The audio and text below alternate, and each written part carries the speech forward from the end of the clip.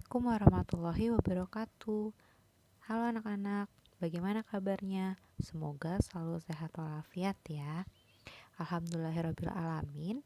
Pada kesempatan kali ini kita dapat bertemu kembali dalam mata pelajaran Bahasa Indonesia. Dan untuk materi yang akan kita bahas masih menyambung dari materi minggu kemarin, yaitu surat dinas dan juga surat pribadi. Pada bagian kedua ini kita akan membahas tentang struktur dan juga aspek kebahasaan dari surat dinas dan juga surat pribadi. Kompetensi dasar kita yaitu menelaah unsur dan kebahasaan dari surat pribadi dan juga surat dinas, serta mampu menulis surat pribadi maupun surat dinas untuk kepentingan resmi dengan memperhatikan struktur dan juga aspek kebahasaannya. Pertama, kita akan membahas struktur surat pribadi dan juga aspek kebahasaan surat pribadi.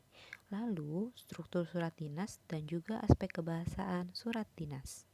Baiklah, sebelum kita masuk ke penjelasan tentang struktur surat pribadi, Bu Monik punya sedikit tantangan untuk kalian. Kira-kira dapatkah kalian temukan apa saja sih struktur yang ada di dalam surat pribadi berdasarkan tabel berikut ini? Yuk kita cari sama-sama.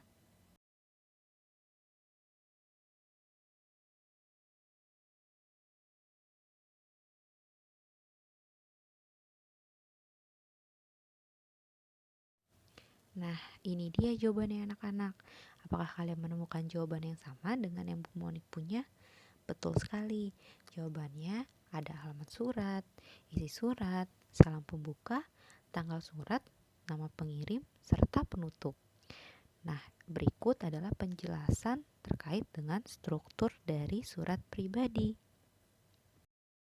Mari kita simak bersama.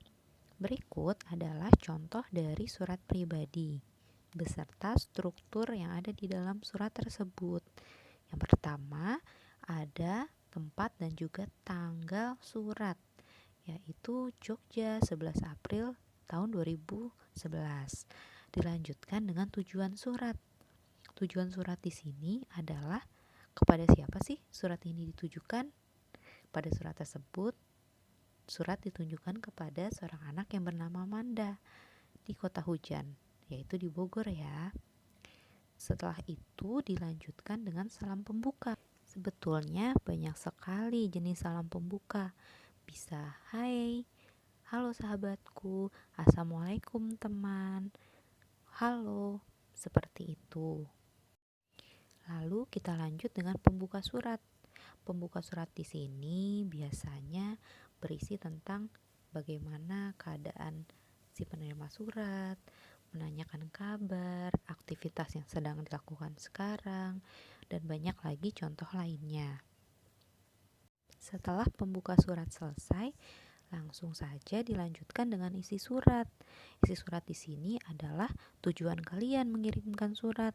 Apakah kalian ingin memberikan kabar atau kalian ingin bercerita kepada sahabat atau teman kalian, dan masih banyak lagi isi-isi surat yang berkaitan dengan surat pribadi. Selanjutnya yaitu kita punya penutup surat. Nah, penutup surat di sini berbeda dengan salam penutup ya. Penutup surat di sini adalah prakata penutup untuk mengakhiri surat dari kalian, yaitu kalian bisa meminta untuk teman kalian membalas surat yang kalian kirim, ataupun ucapan sekian dari surat yang kalian kirimkan. Setelah salam penutup selesai kalian buat, barulah dilanjut dengan salam penutup, yaitu bisa wassalamualaikum warahmatullahi wabarakatuh, atau salam rindu dari sahabatmu, dan juga banyak sekali contoh-contoh lainnya. Jangan lupa dilanjutkan dengan nama pengirim dan juga tanda tangan. Jadi itulah struktur dari surat pribadi. Kita ulang ya, ada tempat dan tanggal surat, ada tujuan surat, salam pembuka, pembuka surat, isi surat, penutup surat, salam penutup, dan diakhiri dengan nama pengirim beserta tanda tangan. Semoga kalian sudah memahami ya sampai di sini terkait dengan struktur surat pribadi. Kita lanjut ya anak-anak. Selanjutnya kita akan membahas tentang apa saja sih aspek kebahasaan dari surat pribadi. Ya, ada 5 aspek kebahasaan dari surat pribadi. Yang pertama, pilihan kata sapaan bersifat pribadi atau ekspresif. Contohnya seperti ini. Hai Esat, apa kabarmu? Seperti itu. Yang kedua, bahasa surat pribadi tidak formal, tetapi tetap santun. Seperti apa contohnya ya? Contoh yang disajikan adalah mudah-mudahan kamu sehat selalu ya. Nah, di sini dia tidak menggunakan bahasa yang formal, tetapi tetap terdengar santun kan anak-anak? Jadi, perbedaan dari surat pribadi dan surat dinas yang pertama adalah dari penggunaan bahasa. Baiklah, yang ketiga, pilihan ragam bahasa tergantung siapa menerima surat. Surat pribadi bisa ditujukan untuk siapa saja. Bisa untuk orang tua, untuk teman sebaya kalian, untuk guru kalian, untuk sahabat kalian. Namun, ragam bahasa atau bahasa yang digunakan harus tetap disesuaikan atau harus tetap santun, tergantung siapa penerimanya. Walaupun kalian menggunakan bahasa yang tidak formal, jadi harus disesuaikan. Apabila kalian mengirimkan kepada orang tua kalian, kalian tetap harus menggunakan bahasa yang sopan. Dan tentunya berbeda jika kalian mengirimkan surat kepada teman sebaya kalian. Seperti itu. Kita lanjut ya.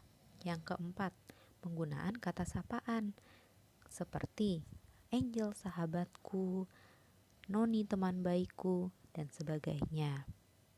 Yang terakhir adalah menggunakan kata ganti orang pertama untuk pengirim dan juga menggunakan kata ganti orang kedua untuk penerima. Wah, contohnya apa tuh, Bu? Untuk kata ganti orang pertama sebagai pengirim bisa kalian gunakan kata aku ataupun saya. Sedangkan kata ganti orang kedua untuk si penerima bisa kalian gunakan kata kamu atau mu, seperti itu. Jadi sudah tahu ya aspek kebahasan apa saja sih yang ada dalam surat pribadi. Selanjutnya kita akan masuk ke dalam pembahasan struktur surat dinas. Berikut adalah struktur yang ada di dalam surat dinas. Mari kita amati bersama. Apa saja perbedaan struktur surat dinas dengan struktur surat pribadi? Ya, struktur surat dinas yang pertama, dia memiliki kepala surat atau kop surat. Hal ini berkaitan dengan instansi apa atau perusahaan apa yang mengirimkan surat tersebut. Lalu dilanjutkan dengan nomor dan tanggal surat. Untuk nomor sendiri merupakan nomor dari surat keluar. Surat ini merupakan surat keberapa yang dikeluarkan oleh instansi tersebut. Dan tanggal surat adalah tanggal pembuatan surat tersebut. Setelah itu dilanjutkan dengan lampiran. Lampiran di sini adalah berkaitan dengan berkas apa saja yang dilampirkan dalam surat dinas tersebut. Misal, bisa seperti rundown acara, bisa seperti list panitia yang dilampirkan bersamaan dengan surat tersebut. Yang berikutnya adalah perihal. Perihal di sini adalah inti dari surat tersebut. Surat ini membahas tentang apa? Misalnya permohonan izin, undangan rapat, maupun lain.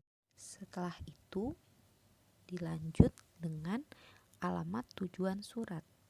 Ditujukan kepada siapakah surat ini? Biasanya kepada orang yang memiliki jabatan tertinggi di instansi tersebut. Bisa kepada yang terhormat Bapak Kepala Sekolah atau yang terhormat Bapak Gubernur DKI Jakarta atau Bapak Presiden Republik Indonesia. Nah, di mana? Bisa di Jakarta, bisa di Solo, bisa di Magelang, ataupun kota-kota yang menjadi tujuan surat tersebut. Setelah alamat dan juga tujuan surat, masuklah kepada salam pembuka. Salam pembuka di sini bisa kalian lihat bersama ya, sangat berbeda dengan salam pembuka pada surat pribadi. Struktur surat dinas memiliki salam pembuka yang bersifat formal. Jadi, salam pembuka di sini contohnya adalah dengan hormat. Seperti itu, atau Assalamualaikum warahmatullahi wabarakatuh. Setelah salam pembuka, kita masuk kepada paragraf pembuka. Paragraf pembuka di sini berisi tentang apa tujuan dari datangnya surat ini. Biasanya penjelasan awal mengenai hal-hal yang akan dibahas pada inti atau isi surat ada pada paragraf pembuka. Setelah paragraf pembuka, barulah masuk ke dalam isi surat.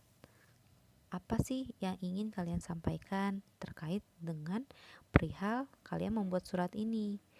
Misal, tentang permohonan izin. Pada isi surat kalian jelaskan bahwa kalian ingin meminta izin terkait hal-hal tertentu. Seperti itu. Setelah isi surat kalian sampaikan, masuklah kepada paragraf penutup. Paragraf penutup di sini biasanya adalah ucapan terima kasih dan juga permohonan maaf apabila pada surat yang kalian berikan masih banyak kekurangan dan juga kesalahan. Seperti itu. Setelah paragraf penutup, kita masuk ke salam penutup. Salam penutup harus sesuai dengan salam pembuka ya. Kalau salam pembuka dengan hormat, maka salam penutup adalah hormat kami. Jika salam pembuka kalian Assalamualaikum, maka salam penutupnya adalah Waalaikumsalam. Setelah itu, barulah kalian lanjutkan dengan nama dan juga tanda tangan pihak yang memperkuat surat tersebut.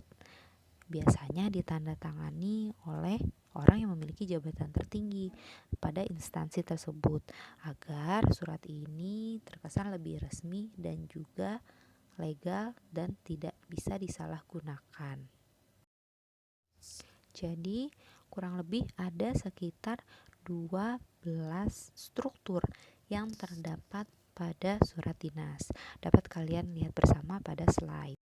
Selanjutnya, kita akan membahas aspek kebahasaan dari surat dinas.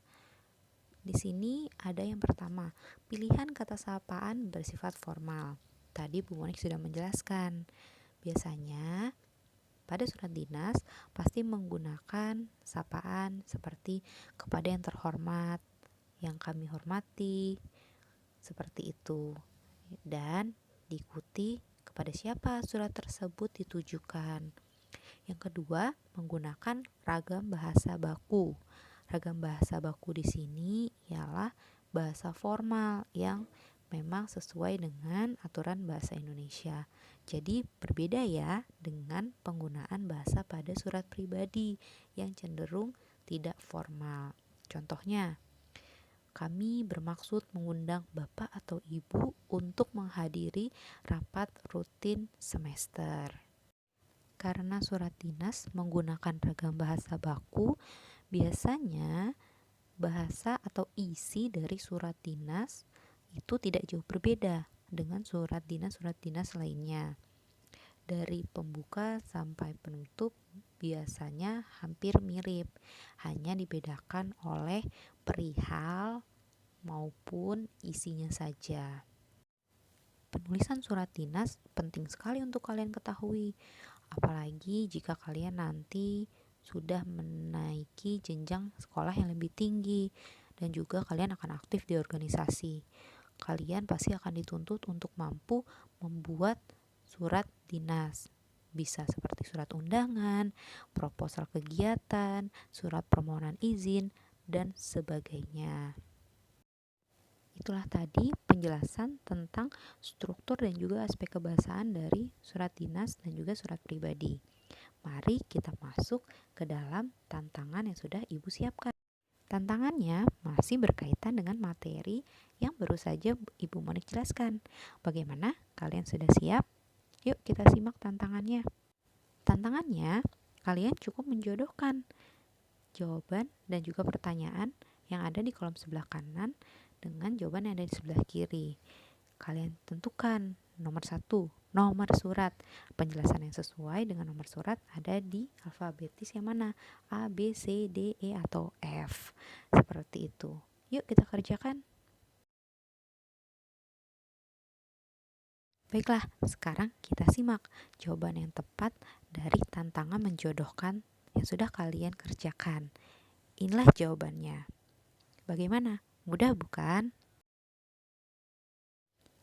Baiklah anak-anak, sebelum ibu akhiri, poin penting yang harus kalian ingat adalah surat dinas dan surat pribadi memiliki ciri-ciri tersendiri. Sangat penting bagi kalian untuk dapat membedakan baik dari segi struktur maupun aspek kebahasaan dari surat pribadi dan juga surat dinas. Kiranya itu saja yang dapat Ibu Monik sampaikan. Kurang lebihnya mohon maaf apabila masih banyak kekurangan dalam penjelasan pada materi kali ini. Mari kita tutup dengan hamdalah. Billahi taufiq wal hidayah. Wassalamualaikum warahmatullahi wabarakatuh.